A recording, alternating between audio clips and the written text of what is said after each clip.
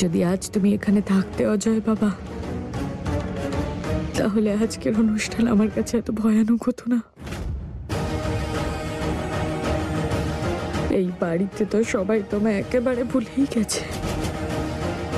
কত উৎসাহ নিয়ে আনন্দ অনুষ্ঠান হচ্ছে, সবাই আনন্দ করছে, খুশিতে মিষ্টি মুখ করছে, আর কারোর এটা মনেও নেই যে মায়ের থেকে সন্তান কেড়ে নিয়েছে ওরা।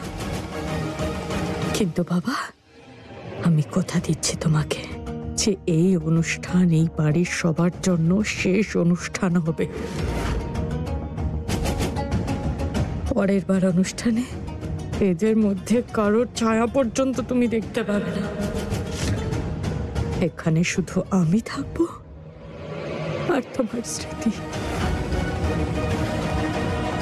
আর এই পুরো পরিবার রাস্তায় রাস্তায় ঘুরে বেড়াবে আর মৃত্যুর অপেক্ষা করবে। কিন্তু আমি ওদের এত সহজে শেষ হতে দেব না।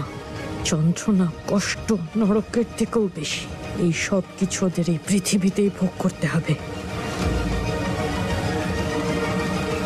স্মল গিন্নিমা, তোকে আমি রান্নার লোকের ওপর নজর রাখতে বলেছিলাম না? তুই এই শাড়ি নিয়ে ঘুরে বেড়াচ্ছিস কেন? স্মল গিন্নিমা, আপনি না একদম ঠিক বলছিলেন। ওই রান্নার ঠাকুরের মধ্যে অনেক রহস্য লুকিয়ে আছে। আপনি জানেন আমি ওর ঘর থেকে কি পেয়েছি? এই ফুলের শাড়িটা।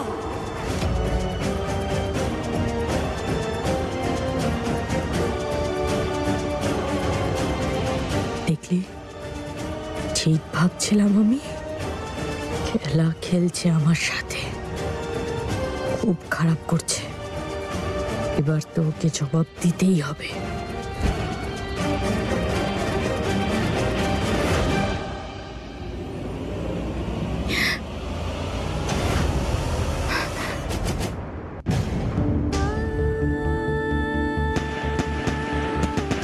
আমাকে শোভনবাবুকে ছোট মার ব্যাপারে বলতে হবে।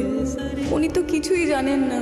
ওনার সাথে যে ফুল থাকছে সে তো নকল, একজন বহুরূপী। আসল তো আমি।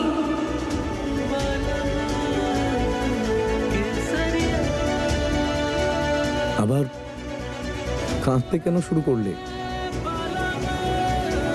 হ্যাঁ, ওই আমি আসলে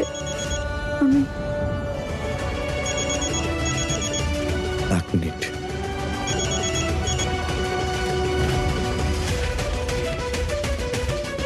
এই রে, আমি তো ছোট মার সঙ্গে দেখা করতে যাচ্ছিলাম, আর এতক্ষণ ওই কাবেরী, ওই বহুরূপী মেয়েটা হয়তো উঠে পড়েছে।